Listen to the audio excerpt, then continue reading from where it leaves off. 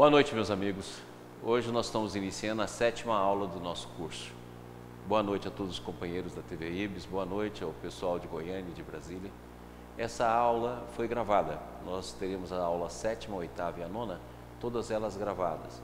Então hoje eu vou dar uma aula gravada e na semana que vem também, na próxima também, devido a compromissos pessoais que eu já tinha assumido há mais de ano e que terei de cumpri-lo. Dessa forma, nós procuramos fazer uma síntese, uma união de todos os nossos cursos. As dúvidas que vocês tiverem, por favor, nos manda pela internet. Logo que chegar, nós responderemos a todas as perguntas. Não só ao vivo, na 10ª aula, como também na sequência dos nossos cursos e através também de e-mails. Então, todas as perguntas que vocês tiverem dessa aula ou das aulas anteriores e que queiram fazer a sua participação conosco, por favor, nos envie para a TV IBS, que na 10ª aula nós colocaremos tudo no ar e tentaremos responder as perguntas necessárias para que todos possam participar do nosso trabalho. Então vamos no início aqui na nossa 7ª aula, vamos lá o que nós trouxemos para apresentar. Por favor, o slide.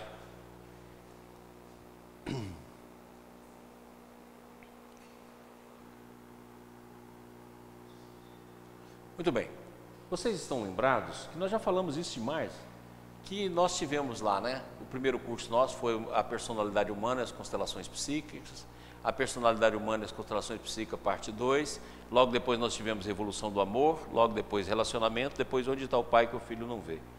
Nessas aulas todas, que são 5 cursos, né?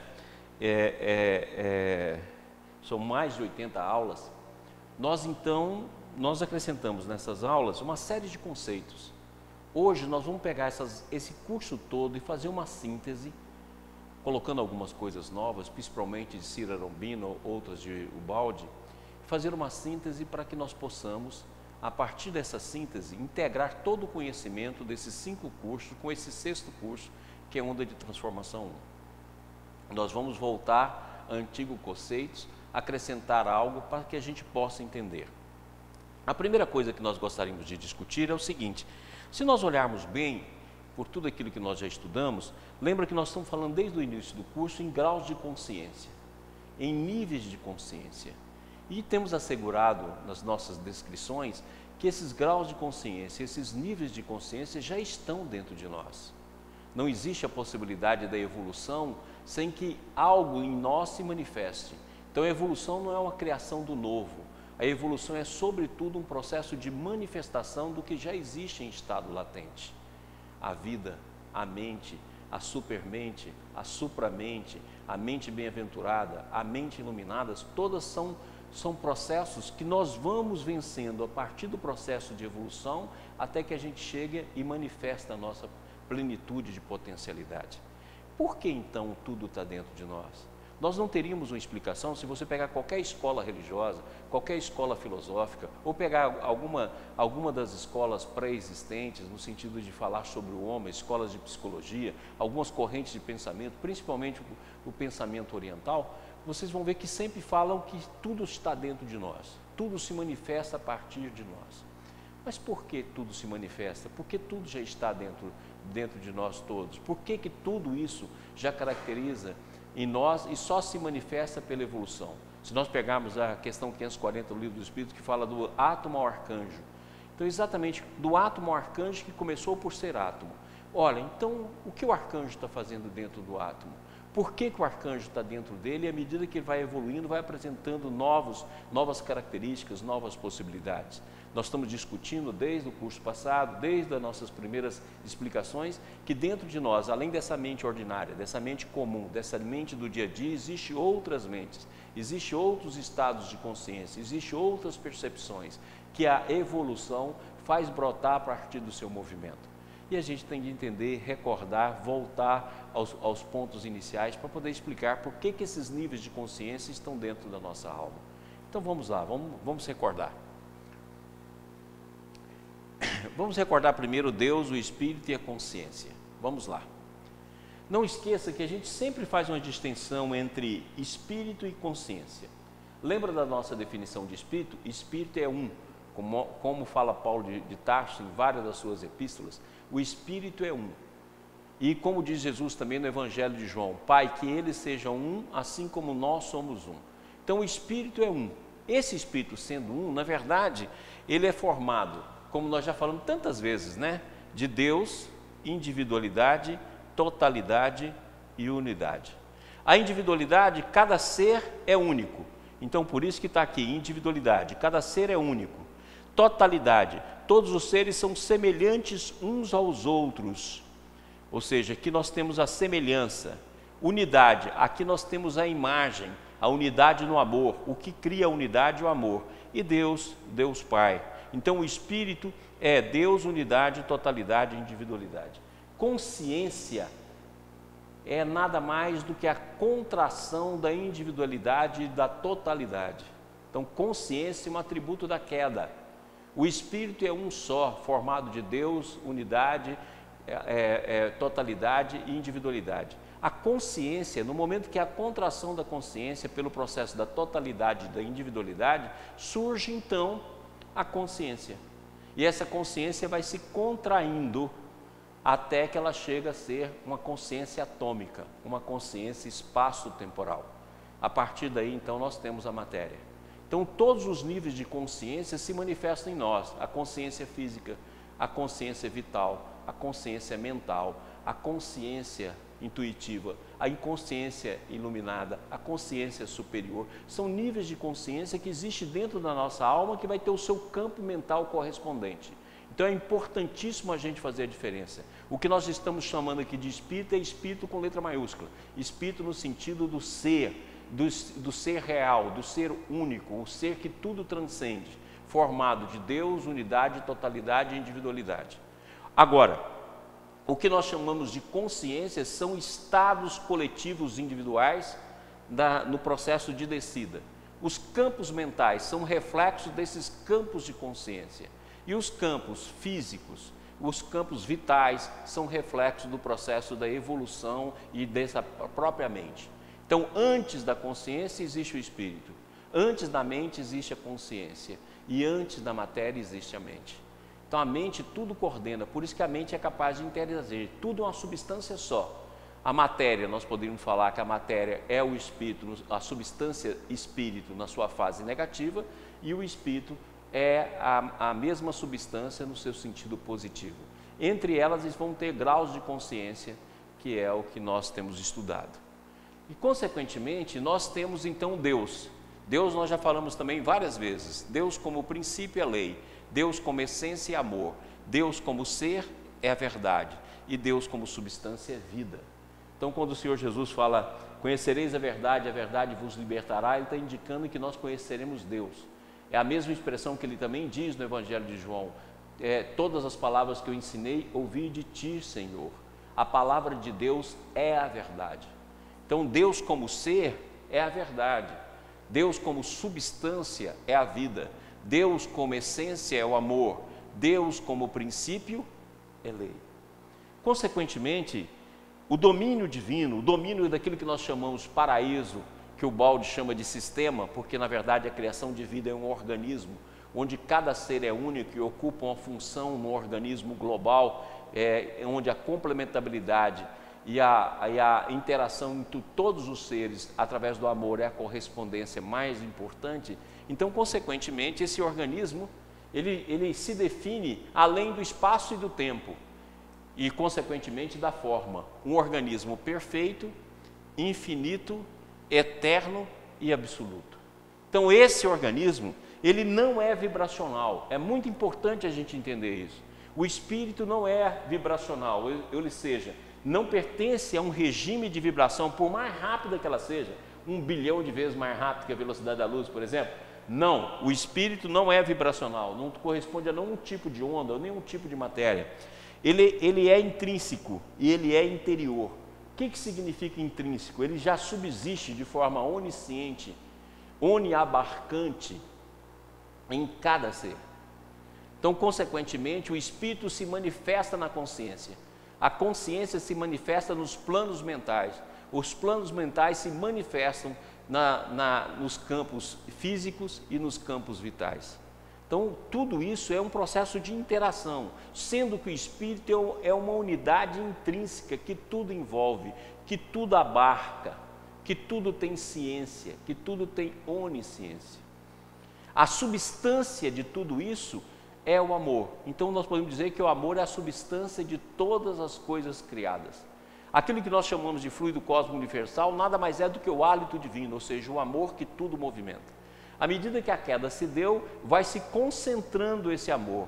E aí aquilo que é apenas vibração, aquilo que é apenas mente, aquilo que é apenas contato, ela vai se contraindo até que nós geramos a substância. E a substância nada mais é do que um pequeno grão de massa vezes uma velocidade. Então a substância na verdade é velocidade, é movimento. Então a aquisição de massa nada se dá pela interação e por campos. Então, consequentemente, toda a substância da vida é a substância do amor. Entre nós vai ser magnetismo, eletricidade, entre nós vai ser movimento, mas à medida que nós vamos ascendendo, a substância de tudo, todo existir é o amor. E ela é intrínseca. E esse reino divino, ele é perfeito, infinito, eterno e absoluto. O mundo que nós estamos agora é imperfeito. A região do universo onde nós nos situamos, ela é relativa. E essa é a diferença entre o que o Baldi chamou de sistema e antissistema. Ou seja, o sistema é o conjunto formado por todos os seres em um organismo, uma estrutura de organismo, onde cada um cumpre a função única por ser único. E o antissistema é uma cópia invertida desse sistema, provocado pela nossa própria vontade, pelo nosso próprio desejo. Próximo slide. Então, aquilo que nós já falamos, né? Dentro do infinito, e nós pusemos aqui mais infinito, porque o menos infinito é a queda, e na verdade não é menos infinito. A gente usa a expressão menos infinito, e o Baldi inclusive explica sobre isso, porque na verdade seria melhor usar a expressão incomensurável, porque na verdade não é infinito, porque o antissistema tende a desaparecer. Como a própria ciência hoje começa a falar que o nosso universo, possivelmente dentro das teorias, algumas teorias existentes, que ele pode chegar numa contração máxima no Big Crunch e desaparecer ou gerar um novo universo. Mas dentro desse campo a matéria vai evoluindo, até que não sobra mais nenhum substrato para o mundo físico. Essa evolução da matéria, tornando-se consciência e consciência tornando-se espírito, é o caminho da evolução ou o caminho do filho pródigo, dentro das parábolas do Cristo amado. Muito bem. Então o Espírito, dentro do infinito, infinito perfeito, intrínseco, eterno, absoluto, é Deus, unidade, totalidade e individualidade. Da individualidade, através do egocentrismo próprio da individualidade, se criou o individualismo. E através da totalidade se criou o coletivismo. Isso criou a consciência. O primeiro estágio dessa consciência é a consciência cósmica. Então imagina, a consciência cósmica ainda é uma contração do Espírito. Imagina o que é o Espírito. Essa consciência cósmica, então, foi contraindo, saindo do seu estado C1, consciência cósmica, e indo para o seu estado CN, consciência atômica, consciência espaço-temporal. Tudo um processo de contração, baseado no livre-arbítrio da individualidade e no livre-arbítrio da coletividade. Próximo. Então, aqui nós tentamos representar, aproveitando imagens da internet, tentando representar esse fenômeno. É muito interessante que tudo na vida, nos campos principais da existência, a espiral é o elemento principal. Nas galáxias, nos movimentos atômicos, a espiral sempre está presente. Ou através de uma espiral completa, ou através da elipse, ou através de outras formas que a espiral engloba bem. É interessante porque, na verdade, a queda é a individualidade dobrando sobre si mesmo. Então vamos supor, por exemplo, que 2/3 do infinito, é gozado falar nisso, né? 2/3 do infinito, 1/3 do infinito dobrou-se sobre si mesmo, ou seja, houve a queda. Então quando ele dobra sobre si mesmo, forma a espiral. A espiral que em qualquer segmento, ela é um processo de abertura ou de fechamento, conforme o movimento que a gente der a ela. Então aqui nós representamos o Espírito como infinito, aquilo que é Deus, totalidade, unidade e individualidade, formando o C1, que a gente chama de consciência cósmica, do qual vai nascer esse campo de informação que existe em todo o universo, segundo alguns postulados da ciência, principalmente através do Erwin Laszlo, que ele fala do campo de informação, que tudo dirige, que tudo ordena, que tudo comanda, que tudo agrupa. Esse campo de informação nasce dessa consciência aqui, ó. E dessa consciência ela vai contraindo em forma espiraloide, até chegar na consciência N, que nós poderíamos chamar então de consciência atômica, de consciência espaço-temporal, e que nós vamos encontrar no espaço-temporal nada mais do que o vórtice quântico, que é onde vai originar as subpartículas, e nós vamos começar então o processo de retorno. Subpartícula vai evoluir para partícula, a partícula evolui para a molécula evolui para a substância evolui para o mineral evolui para o vegetal evolui para o animal evolui para o homem evolui para o homem superior para o homem santo para o anjo para o arcanjo e retorna ao sistema. Em cada passo dessa, nós vamos manifestar um tipo de plano mental. Então nós podemos dizer que até um átomo tem um plano mental, ou seja, um plano mental atômico. E aqueles que são superiores a esse plano manipulam esses planos. Então nós vamos ver que no futuro a matéria, que é a mesma substância do espírito, não precisa de substâncias intermediárias, move-se através da própria mente. Nós já começamos a ter seres no mundo capazes de fazer movimentos materiais sem tocar. Por quê? Porque é a mesma substância. E no futuro, aquilo que nós vemos Jesus fazendo, multiplicando os pães, multiplicando os peixes, modificando o organismo das pessoas de forma imediata, nós vamos ver que isso porque a matéria e todos os princípios e as linhas de força da matéria são regidos por campos mentais, que por sua vez são regidos por campos conscienciais, que por sua vez é regido pelo Espírito. Então o Espírito reflete na sua maior luz ou na sua menor luz. A consciência reflete na sua maior luz, na sua menor luz, o espírito. A mente reflete na sua maior luz ou menor luz, estados conscienciais. E assim até chegarmos dentro do campo do átomo. Próximo. Aqui nós entramos no antissistema. Então o que é o antissistema? Não teve como a gente quebrar a totalidade. Não teve como a gente sair da coletividade. Nós não temos livre-arbítrio para atuar no todo, nós temos livre-arbítrio para atuar conosco mesmo.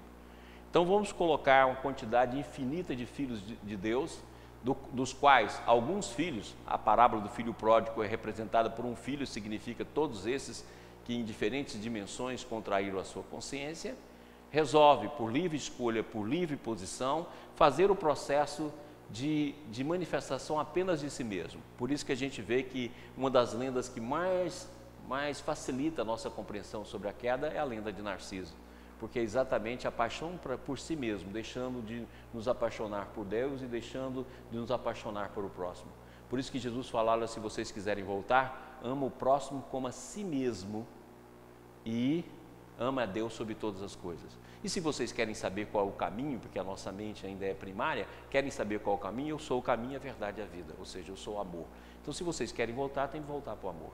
E só existe uma maneira de voltar para o amor, se vocês conquistarem pelo trabalho, a humildade, a paciência e a obediência, servindo sempre. Então essa é a escola cristã. Toda escola cristã, todas as escolas do mundo podem ser resumidas nesse pensamento. Ou seja, a volta é essa. Agora, por que a gente não volta? Porque a gente continua fazendo grandes voltas, fazendo grandes percursos, preso no nosso próprio egoísmo. E lembra que o egoísmo vem do egocentrismo. Egocentrismo não quer dizer egoísmo. O egoísmo, sim, é pai de todos os vícios. E a partir daí nós permanecemos na inércia, encarnando e desencarnando, o tempo passando sem que a gente se mova. Mas como Cristo nos disse, nenhuma ovelha se perderá. Mais cedo ou mais tarde vai chegar sempre à nossa porta o momento de redenção e de regeneração. Bom, o antissistema, como nós já falamos tantas vezes, né? Ele é formado, ele é imperfeito, ele é incomensurável, não é infinito, ele é relativo e ele é tempo, e ele é vibracional, e ele é formado de campos. Então presta atenção, ele é vibracional.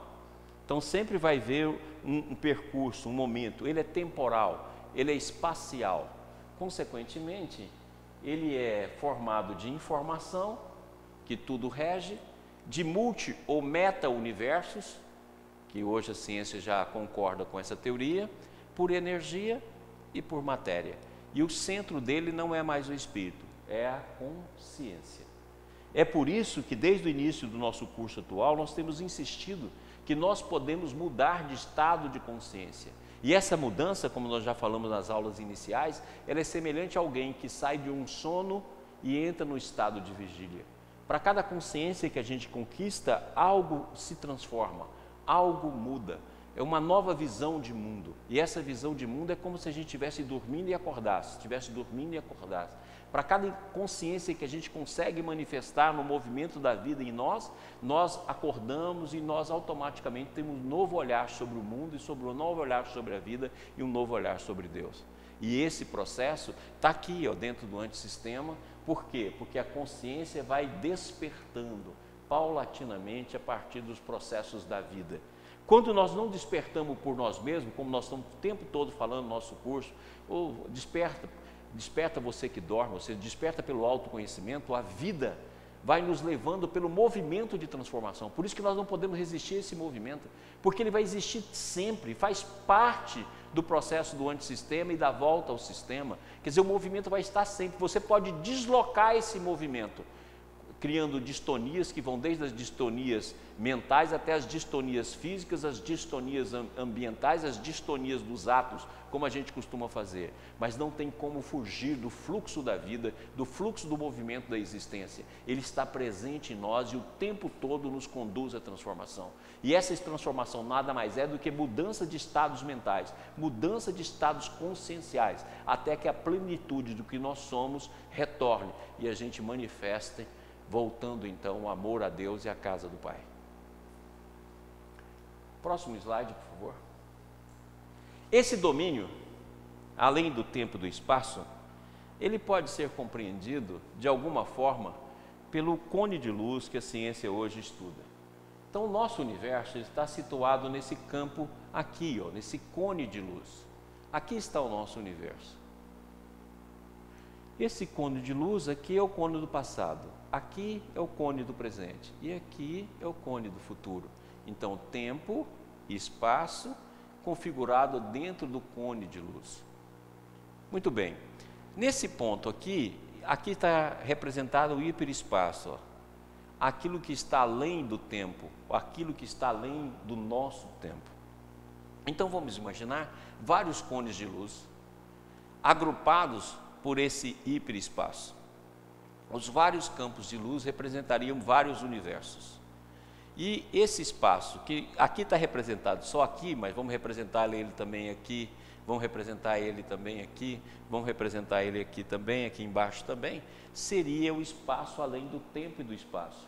O domínio, como diz Kardec, que o Espírito puro alcança, que é a vida no seio de Deus. Esse domínio é o que o Balde chama de sistema e que as tradições da nossa Bíblia chama de paraíso, ou que as tradições orientais vão chamar de nirvana, ou seja, o campo ou o domínio da vida do espírito.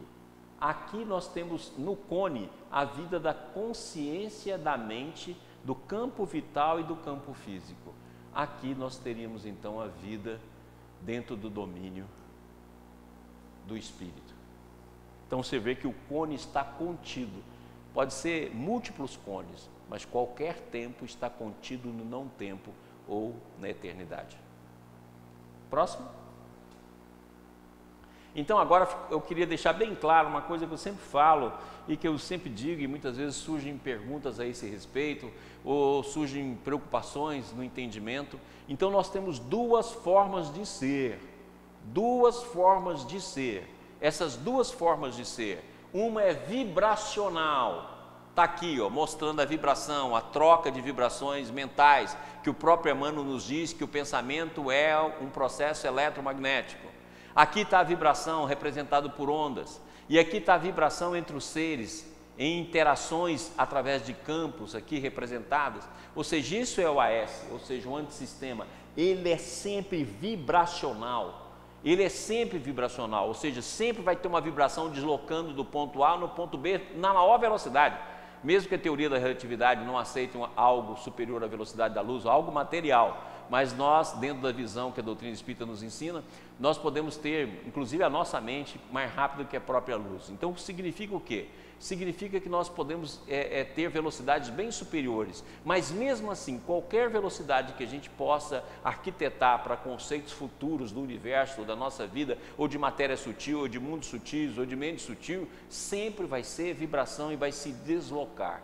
Então vai ter um intervalo de tempo, por menor que seja, pode ser um intervalo de Planck, por exemplo, tempo de Planck, mas vai existir. Isso é antissistema, isso é o nosso modo. Então, quando nós corrigimos a nossa mente, quando nós oramos, quando nós interagimos através das nossas vibrações, nós estamos aplicando aquilo que a consciência e a mente vive dentro do antissistema. Mas nós temos a outra forma de ser, que é o modo intrínseco ou interior, onde tudo já está interligado. Foi isso que a gente quis representar nessa figura do homem, que está interligado a todos os outros homens, onde tudo está interligado, sem necessidade de vibração. Ou seja, todos os seres já existe dentro de cada um, como se fora, entre aspas, um grande holograma, onde todos os seres estão em interações intrínsecas, em estados emaranhados da individualidade, formando a totalidade que se une no amor e a Deus formando o Espírito. Então nós temos duas formas de ser. E por que isso aqui é importante? Porque no futuro, hoje, nós começamos a compreender a mediunidade, por exemplo, por trocas vibracionais. Mas no futuro nós vamos entender que nós também temos um estado intrínseco, então não precisa deslocar para lugar nenhum. A nossa consciência já está presente em todo lugar do universo, no tempo e fora dele. Nós é que não temos percepção disso. Para que a gente tenha percepção, nós entramos no mundo vibratório, e a partir do mundo vibratório, pouco a pouco nós vamos percebendo. Então nós vamos dizer o seguinte, que o mundo vibratório fosse como se for uma seção, um corte do mundo intrínseco. Mas na verdade, todos nós já estamos em todos os lugares, porque fazemos parte de uma mesma consciência. Uma mesma consciência. Tem um exemplo, por exemplo, que uma das obras do David Bohm dá, que eu acho muito bacana. Ele falou assim, você pega um aquário com um peixe grande dentro desse aquário, e você põe uma câmera filmando o rosto do peixe, e põe uma câmera filmando a cauda do peixe, e você projeta isso em dois locais diferentes. Só vão ver a cara do peixe, e o outro vão ver só a cauda. E aí, manda os dois grupos verem as duas imagens. Então, na hora que mexe a face, a cara do peixe, mexe também o rabo. E na hora que mexe o rabo, mexe a casa do peixe. Quem está vendo os fenômenos separados, não vai entender nunca que o processo está interligado através do corpo do peixe. Quem vê os dois fenômenos acontecendo ao mesmo tempo, vai falar que nós estamos em estado emaranhado, que um lado está emaranhado com o outro e não depende de um sinal. Mas quem entende que o corpo do peixe é um corpo inteiriço, um corpo total, onde tudo está incluso, sabe que faz parte apenas de um mesmo organismo. Então isso acontece conosco. Nós estamos ainda vendo os fenômenos à nossa volta através dos seus aspectos vibracionais. Se nós pegarmos as obras de André Luiz, ele faz uma descrição completa dos aspectos vibracionais das nossas potencialidades. E se nós pegarmos outros livros, principalmente o livro, por exemplo, que fala sobre o tempo e as linhas do tempo, que fala sobre as transformações do Fred Alan Wolff, do Horta, que é um livro maravilhoso. Então nós vamos ver que na verdade existe todo um processo intrínseco. E esse processo intrínseco eu não preciso ir, eu já estou. Agora, por que a gente não tem consciência? Porque a gente não tem percepção. Está no inconsciente, não é que o inconsciente, como eu já falei, acho que 1 milhão de vezes, que o inconsciente não tenha consciência. Nós é que não temos percepção. É completamente diferente. Então, logicamente, que aqui estão os dois modos de ser, o modo vibracional e o modo intrínseco. Então, nesse processo que nós estamos falando do autoconhecimento, nós estamos acordando o modo vibracional, ou seja, ordenando a nossa mente, o nosso sentimento para emitir e vibrar numa nova sintonia. E ao mesmo tempo nós estamos despertando os nossos estados intrínsecos para que o reino existente dentro de nós possa se manifestar. Então, quando Jesus fala, vós sois filhos do demônio, e falou lá para os judeus de então, significa que aqueles que ainda estão no mundo vibracional e ainda voltado para o campo da sombra, ou seja, o demônio, condutas e atos contrários à vontade divina.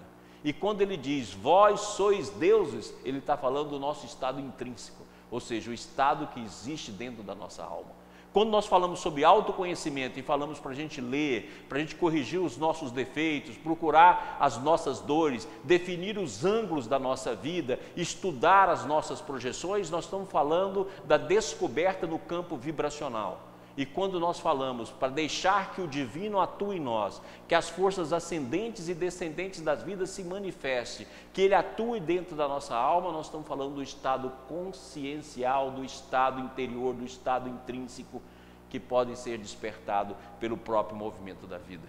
E quando ele é despertado, basta que a gente siga, não precisa de esforço nenhum.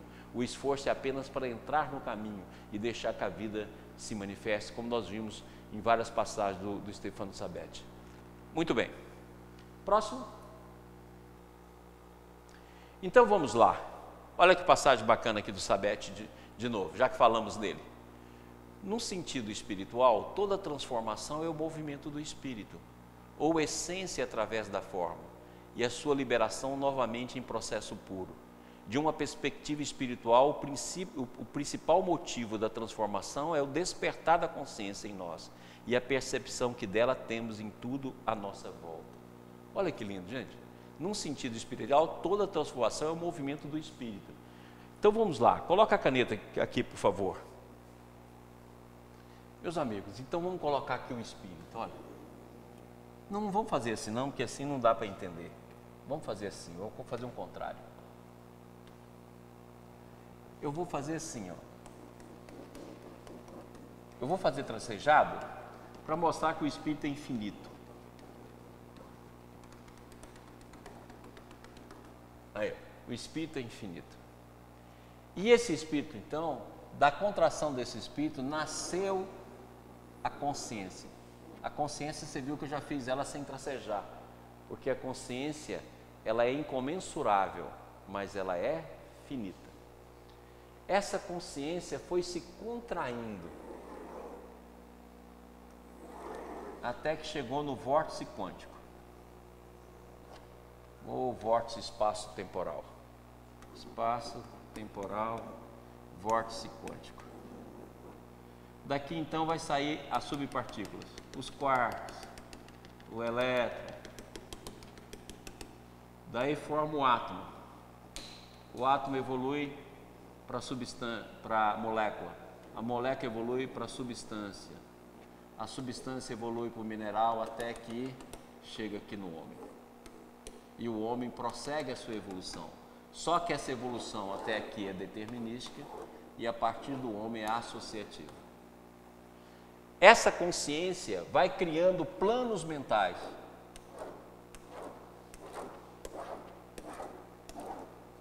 Por isso que nós estudamos com Baldi, com Ciro Rubino, a consciência física, a consciência vital, a consciência mental, a consciência da supermente, a consciência, porque reflete consciência que reflete campos mentais.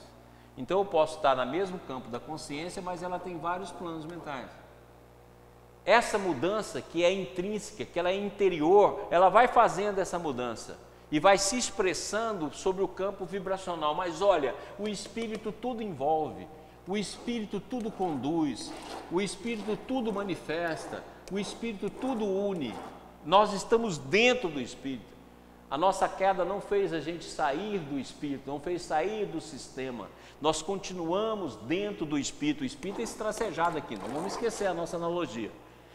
E tudo é regido. Então por isso que ele fala que a consciência nada mais é do que reflexo do espírito. Voltamos lá na passagem do Sabete, por favor, e na imagem dele. Por isso que nós colocamos isso aqui, porque é a única maneira da gente representar, né, pessoal? Aqui está a luz do espírito. Aqui vamos dizer que está o campo da consciência. Aqui vamos dizer que está a mente. Aqui está a consciência física. Aqui é a consciência vital. Ou seja, tudo é o espírito. Mas a gente percebe um pequeno ponto. Vamos lembrar daquela passagem do livro do Espírito que fala, à medida que a gente evolui, o véu se levanta. Então o Espírito é tudo, mas você vai levantando o véu da mente, o véu da consciência, até que esse véu se rompe e a gente fique na plenitude do Espírito, que é um. Ou seja, que eles sejam um, assim como sou um com vós, ó Pai.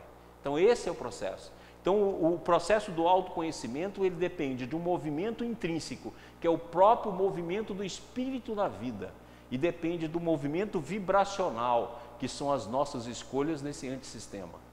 E a gente muitas vezes recebe o influxo da vida, pegamos esse movimento e aplicamos diante dos nossos desejos e das nossas menores questões. Ou seja, ficamos presos em nós mesmos. Por isso que Jesus foi tão claro, nós somos escravos do nosso próprio pecado. E nele nós permanecemos durante séculos. Próximo. Mas em última instância, toda transformação ligada à evolução é a consciência, é de natureza espiritual. Isso aqui é interessante. Ou seja, quer queira seja intrínseco, quer queira seja vibracional, toda transformação, e quando nós estamos falando de transformar aqui, nós estamos falando em toda a transformação da vida, porque tudo está em evolução. A evolução é a base comum para todos os seres e todas as forças do universo. Então, toda a transformação da vida, desde do vórtice quântico até a maior de todas as consciências, é um movimento espiritual. É um movimento que faz parte da nossa religiosidade. Não vamos confundir religiosidade com religião.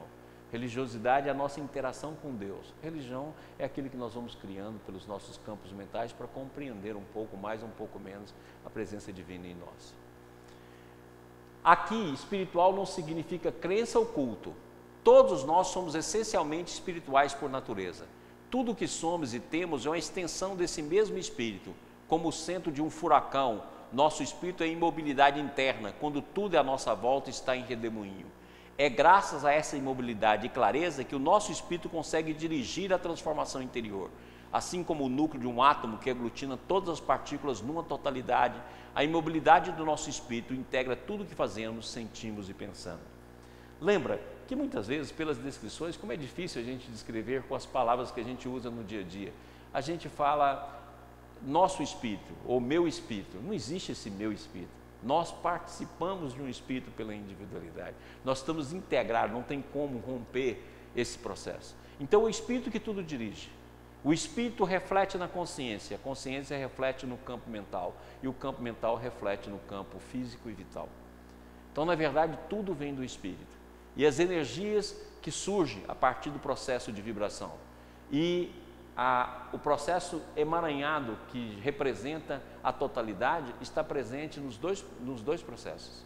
Então, se a gente aperfeiçoasse a vibração através da prece, através da oração, através do autoestudo, a partir do estudo da nossa dor, o estudo dos nossos ângulos da vida, estudo das equações da nossa existência, através da percepção de nós mesmos, a partir dos nossos estados emocionais e mentais, e nós começássemos a olhar isso de uma maneira bem profunda, o estado do espírito e o movimento do espírito em nós se pronunciaria, e nós sairíamos de um estado vibracional para outro estado vibracional, e viríamos a vida de outra maneira, continuando outro estado vibracional surge, e assim até que o estado intrínseco de percepção surja, e aí onde nós estivermos somos capazes de ter o conhecimento de tudo que acontece no universo. Próximo. A transformação interior é um despertar para a nossa própria totalidade, em nosso íntimo e em tudo à nossa volta. É a identificação com tudo que deriva de nosso espírito, mas sem apego. Com a transformação interior, tudo em nossa vida adquire uma nova relevância, mas nada disso é necessário ao nosso ser. Ficamos livres de todas as possessões e obsessões, pois não há nada a preservar, nem mesmo objetos mentais. Pessoal, presta atenção. Olha como nós somos apegados à nossa mente. Olha como nós somos apegados às nossas próprias mazelas. Eu costumo dizer que nós somos semelhantes àqueles andarilhos de estrada. Quando a gente passa de carro, ele está caminhando com um monte de coisas, sacos e sacos na costa, arrastando sacos de lata, arrastando sacos de lixo, sem nenhuma necessidade. Eu costumo dizer que nós somos semelhantes àquilo. Quando o Sabete fala aqui em objetos mentais, lembra que nós já falamos aqui muitas vezes, tem pensamentos dentro de nós que já têm aniversário, já fez 1 ano, 2 anos, 4 anos, 5 anos, 10 anos, 30 anos. E nós conservamos esses objetos mentais. Então o apego, a posse, não é só apego a um objeto, não é só apego a uma pessoa, não é apego a uma situação, não é apego financeiro, não é apego a um cargo, não é apego ao poder. Não. Existe em nós um centro que se apega ao nosso modo de ser. Tanto é verdade que você fala assim, eu sou assim. Você nunca usa, eu estou temporariamente assim. Raramente nós usamos essa expressão. Você usa, eu sou assim. Como? Você não é assim. Porque o estado natural, é aquilo que nós estudamos com Cyrano Brino, o estado natural é ser divino. O estado natural não é ser o que somos. Então, logicamente que nós estamos temporariamente, na hora que a nossa vibração mudar, e na hora que a gente ouvir o movimento do Espírito em nós, através do estado da consciência, isso tudo muda. Nós somos assim até que quando a gente rompe o apego. Então, o nosso maior problema, além de todos esses que nós estamos estudando, é o apego. E se tem uma coisa que nós gostaríamos que nessa aula a gente começasse a olhar de frente, é o nosso apego em todos os processos. Apego familiar, apego afetivo, apego a nós mesmos, apego aos afetos, apego ao financeiro, apego ao poder, apego ao modo de vida. Porque bastou que esses modos de vida se modifiquem para que a gente perca toda a paz interior. Então, logicamente, nós temos um apego a um programa que nós mesmos criamos, seja nessa vida ou em vidas passadas. Esse programa a gente chama de hábito, que passa de uma vida para outra e que denota uma mesma personalidade. E essa personalidade ela é vibracional, então ela pode ser mudada, ela pode ser acelerada, ela pode ser enriquecida, ela pode ser transformada. E é exatamente isso que nós temos de fazer, transformar a nossa personalidade, ouvindo os campos da consciência intrínseco, para que o apego desapareça em nós e sejamos livres. E só vamos ser livres como formos livres de nós mesmos. Próximo.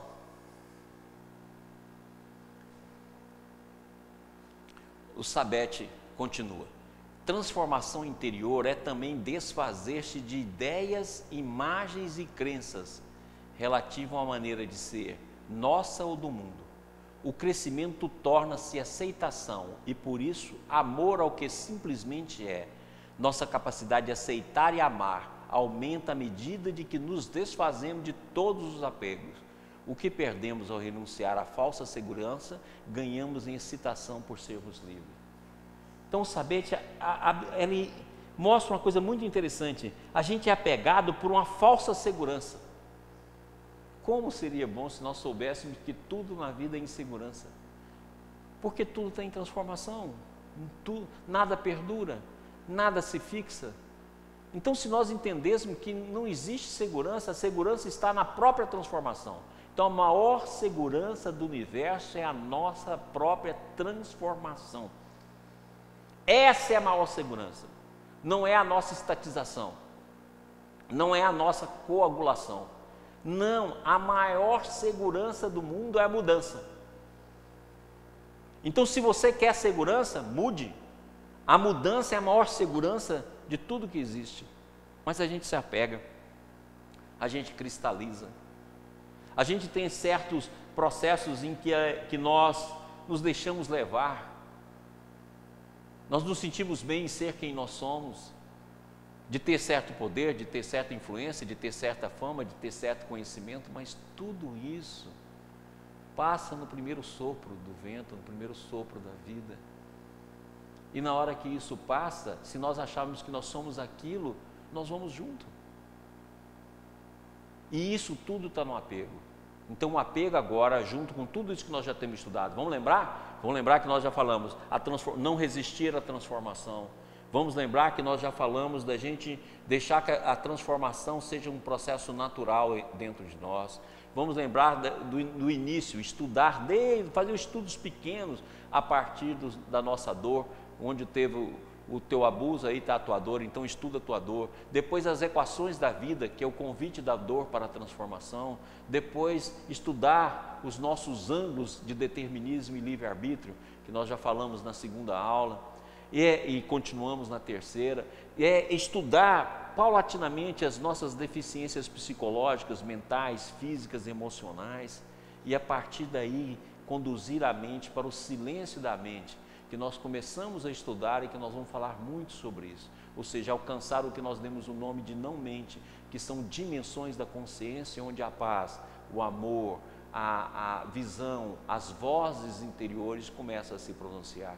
Aí fica muito mais fácil você dirigir o seu autoconhecimento. No início é um processo mento-físico-emocional, mas aos poucos, através do teu esforço, você abre, aí você só precisa ouvir e deixar-se conduzir, desapegar, para que a vida possa te levar. Por isso que os orientais sempre falavam, se você está cheio, não tem como penetrar uma coisa nova. É exatamente o apego. Se a gente desapegar, e por que Jesus deu a lição ao jovem? O jovem que chegou para ele falou assim, Senhor, eu já compro os 10 mandamentos, eu já compro os mandamentos divinos. Ele falou, você já compra? Muito bem. Então agora vende tudo que tem, dá aos pobres e vem e siga-me. Jesus não estava falando apenas da fortuna.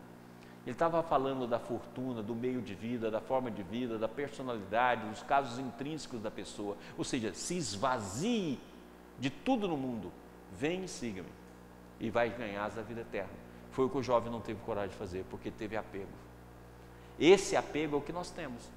Se você olhar, nós somos igual aqueles mulambos da rua, como há pouco eu falava. Nós estamos cheios de latas vazias, nós estamos cheios de bugigangas, nós estamos cheios de lama. E, no entanto, isso é um apego tão grande que quando a gente desencarna, o processo continua. Basta ler lá, no Mundo Maior, Ação e Reação, que André Luiz, inclusive, conta a história do avô dele, que olhava para a lama, pegava a lama e achava que era ouro. Ou seja, moldava com a própria mente a visão que queria ter. Tal apego pela fortuna. Assim somos nós. Olhamos para a nossa vida e achamos que ela tem um valor imenso. Não que a gente tem de desprezar, jogar fora a nossa vida, falar que nada presta. Não estamos falando sobre isso. Mas se nós olharmos a nossa vida apenas como meio e cada dia como fundamento de mudança, então nós vamos mudando dentro da própria vida, sem abandonar o que somos, mas mudando a nossa forma de ser, de aceitar, compreendendo que cada dia algo novo nasce. E que nós podemos esquecer o que aconteceu, esquecer o que viu. Olha quanto tempo a gente perde com a mágoa. Eu costumo dizer que a mágoa é o desejo de vingança. A gente fica com a mágoa, alimentando a mágoa, porque na verdade lá no fundo a gente quer vingar. E vingar mesmo que ultrapasse séculos, é o que a gente vê nas reuniões de desobsessão das casas espíritas, quer dizer, vários espíritos falando de processos que aconteceu há 100 anos, 200 anos, 300 anos, 400 anos. Ou seja, a vingança nada mais é do que uma estatização que a gente dá um nome de mágoa. Mas se a gente abandonar tudo isso, se abandonar as nossas latas velhas, se abandonar as nossas roupas velhas, se abandonar os caminhos que nós trilhamos e considerar apenas a mudança como ponto fundamental, o amor como meta, a generosidade como meio e o autoconhecimento como propósito, eu acredito que nós somos capazes de liberar todo esse processo nosso de ganância e todo esse processo nosso de apego. Próximo. Muito bem, esse gráfico aqui é um gráfico que nós falamos muito, já falamos demais sobre ele, mas eu gostaria de repetir apenas para finalizar a nossa aula de hoje dentro desses conceitos. Lembra, todos esses conceitos aqui já foram dados nos nossos 5 cursos anteriores. Nós estamos fazendo uma síntese para que a gente não fuja, quer dizer, a gente consiga juntar tudo num curso só. Em outras palavras, eu estou fazendo a síntese da síntese, para que a gente relembre os conceitos e a partir desses conceitos a gente possa melhorar a nossa visão sobre o curso atual nosso, sobre a transformação. Então nós vamos encerrar nossa aula com esse gráfico aqui. Lembra que esse gráfico aqui é uma descrição de Ubaldi. Esse gráfico, quando o Ubaldi o viu, gerou um livro, que é o livro Queda e Salvação. Mas esse gráfico é um gráfico síntese, que está todas as visões que a gente pode ter sobre o processo evolutivo e evolutivo. Esse gráfico aqui, essa linha W, X, W1, que termina em Y, é, vamos dizer, o triângulo da descida evolutiva. O espírito deixando o sistema a partir de um ponto, que foi o ponto em que nós assumimos um universo à nossa imagem e semelhança. Ou seja, uma visão narcisista, que existia dentro do campo, imenso e infinito, mas que nós demos escolha a essa variável, nós demos a escolha e colapsamos essa variável. A partir daí, então, houve a queda, a partir de diferentes níveis, podemos colocar inúmeras linhas aqui, ó, em diferentes níveis, até que nós chegamos na subpartícula, no átomo, no vórtice quântico, no espaço-tempo, nas dimensões do espaço que são incomensuráveis, formado aqui pela linha Z, Y, Z1. A partir daqui é aquele momento que o filho pródigo teve fome, ou seja, entrou em contato com os porcos, ou a forma mais densa da matéria. Eu vou voltar para a casa do meu pai. Inicia o processo evolutivo, primeiramente de forma determinística, atingindo consciência representada aqui por A1, A2, A3, A4, e nós vamos descrever na próxima aula esses níveis de consciência e vamos entender um pouquinho melhor sobre ele. Então vamos dizer que o nível aqui A3 é um nível hominal. Nesse nível aqui, nós podemos fazer pequenas variações e podemos ao mesmo tempo cair. Essa linha reta aqui, ó, do gráfico de Ubaldi, é a obra de Rustem, que fala da evolução em linha reta moral. Mas teve aqueles que mesmo nessa linha, quando atingiu de novo o livre-arbítrio, reconquistou o livre-arbítrio, teve uma queda, chamada queda dos homens, conforme o livro dos Espíritos, ou a queda que o Rustem descreve tão bem, definida como segunda queda em comparação a essa queda desse triângulo aqui, ó.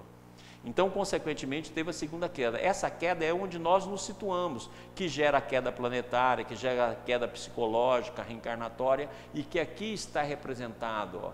Aqui está representado através dessa espiral, ou seja, nós passamos, em vez de evoluir no processo em linha reta moral, nós fizemos a preferência de evoluir dessa forma, ora encarnado, ora desencarnado, ora encarnado, ora desencarnado. Essa linha poderia ser no plano espiritual, mas nós fizemos essa escolha.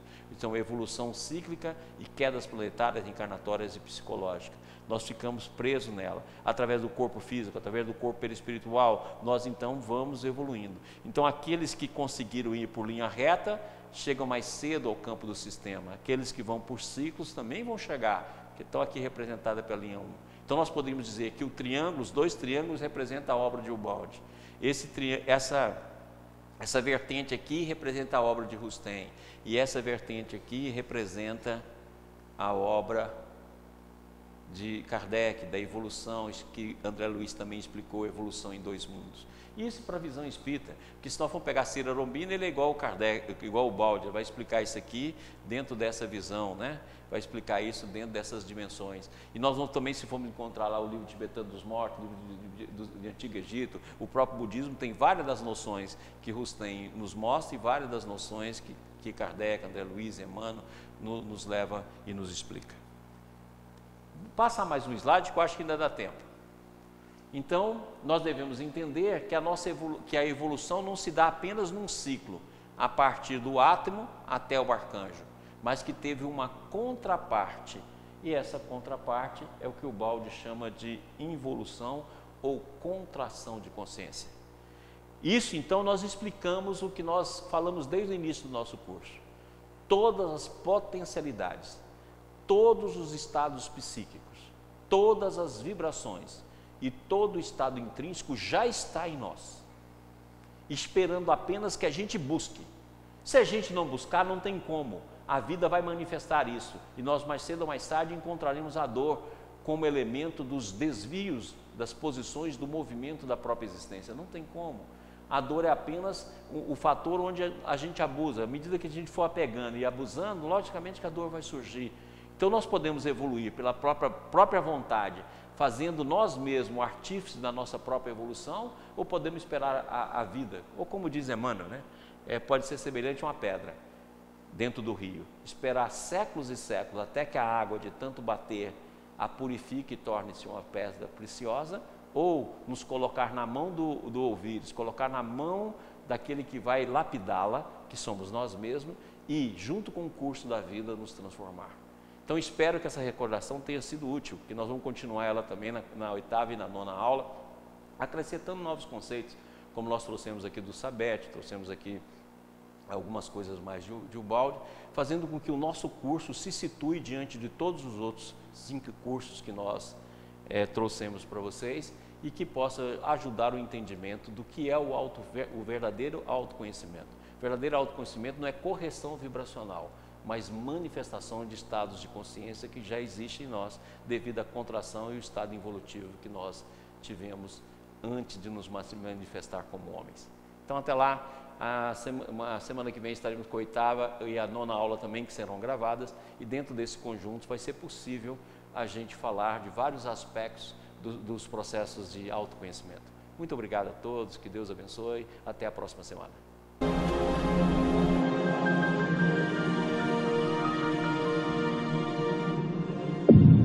IBS, Instituto Brasileiro de Benemerência e Integração do Ser.